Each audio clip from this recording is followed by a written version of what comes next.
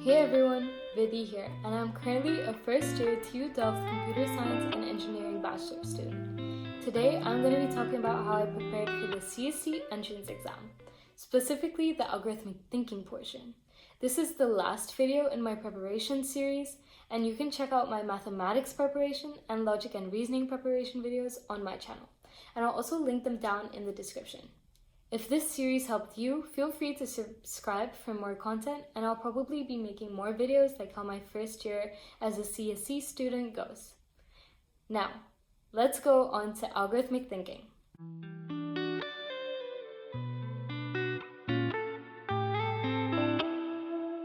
This section of the test counts for 35% of your final score, which is a lot. It is both multiple choice and open-ended, with only short answer fields, but there's also no calculator allowed. As mentioned in my video about how I got into TU Delft, this section of the CST tests your ability to solve mathematical and logical puzzles. And while there is no official way of studying it, there are exercises you can do to sharpen your critical thinking skills, which I personally found helped a lot during the CST. And helped me understand what kind of questions they might be asking.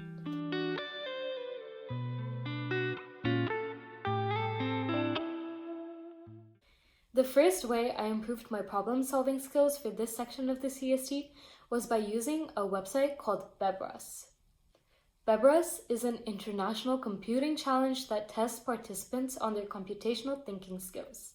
And since the objectives of the CST and Bebrus are super similar, I solved a few practice problems a week leading up to the exam, starting with the lower age groups and then working my way up as I felt more confident on how to solve these kinds of problems. For example, this hamburger problem. If you want to try this problem, you can pause the video because I'll reveal the answer in 3, 2, 1. It's the last one, as it fits all of the rules. This problem was pretty easy, and we were able to solve it using elimination. The CST has a range of easy questions like this, and more difficult ones like the famous TED Ed riddles that you can find on YouTube.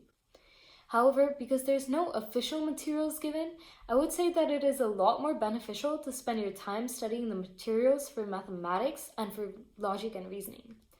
This is because you can guarantee good results by studying the specified content, whereas algorithmic thinking is more chance-based. Therefore, I would really only advise you to do a few questions a week and not to do these types of questions hours on end. I typically did 3 to 5 questions a week, around 5 weeks in advance. This is because I already had a foundation in critical thinking based on the courses that I took in school. Another resource I used to learn techniques on how to approach problems was brilliant.org, specifically the logic course. It's a bit like Duolingo for programming skills. Each class teaches you about how to approach logic-based puzzles. For example, in the first class, the lesson I learned was start where you have the most information, which may seem self-explanatory, but a lot of people actually forget to use that technique and just approach problems by checking answers one by one in order from top to bottom, which can waste a lot of precious time in a multiple choice exam. As you can see, there are many classes to learn these skills. You can also see that I didn't do all of them. This is because I focused more on logic and reasoning and maths, and didn't have an abundance of time to go through the entire course. If you're completely new to logic puzzles, then I would recommend starting with brilliant.org, but if you're already quite confident, then I would recommend to just solve different Bebrus problems. Again, there's no official way to study this and guarantee amazing results. These resources are just what helped me and made me more confident in my abilities. Once you've done a few practice problems, I would sincerely say that you have done the best that you can for this section of the exam, and to focus on the other sections instead. And I wish you guys all the very best, and to remember that there is no official method of studying for this.